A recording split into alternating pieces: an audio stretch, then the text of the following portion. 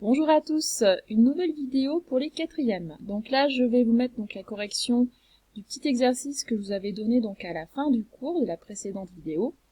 Donc vous aviez deux séries de valeurs et à chaque fois, vous deviez donc calculer la moyenne, la médiane et l'étendue. Allez, on commence par notre première série de valeurs. On a en tout donc 15 valeurs. Pour notre moyenne, on va ajouter chaque valeur et on divise par l'effectif total, c'est-à-dire par 15. Donc ici, on obtient tout simplement 11.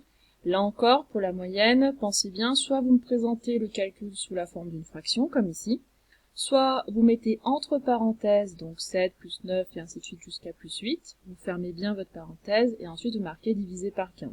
Pensez bien à mettre des parenthèses si vous n'utilisez pas le trait de fraction. On fait une petite phrase réponse, donc ici la moyenne est de 11. Pour la médiane, première étape, il faut absolument ranger les nombres dans l'ordre croissant.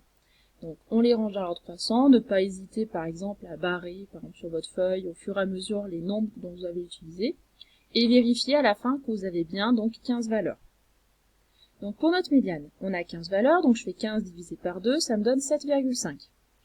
Donc pensez bien d'arrondir toujours au supérieur, c'est-à-dire qu'ici ma médiane va être ma 8e valeur. Et donc je compte 1, 2, 3, 4, 5, 6, 7, 8. Ma 8e valeur, c'est 11. Donc ma médiane, c'est 11. Pour l'étendue, je calcule la différence entre ma plus grande valeur et la plus petite. Donc ici, ma plus grande, c'est 20. La plus petite, c'est 4. Donc je fais 20 moins 4. Donc mon étendue, c'est 16. Et là, j'ai fini pour cet exercice-là. Je passe à ma deuxième série. Alors, cette fois-ci, on avait donc 12 valeurs. Ma moyenne, comme d'habitude, j'ajoute chaque valeur et je divise donc par mon effectif total qui ici est 12. On obtient encore 11 comme moyenne. Alors c'est une coïncidence, vous n'obtenez pas à chaque fois 11 pour moyenne. Mais on peut voir justement qu'avec deux séries différentes, finalement, on peut obtenir la même moyenne. Pour la médiane, donc on range les nombres dans l'ordre croissant. Et ici, par contre, la petite différence avec tout à l'heure, c'est que 12 divisé par 2, donc me fait 6. Donc attention, je ne prends pas la 6e valeur, c'est un nombre donc ici pair, 12, donc je vais prendre entre la 6e et la 7e valeur.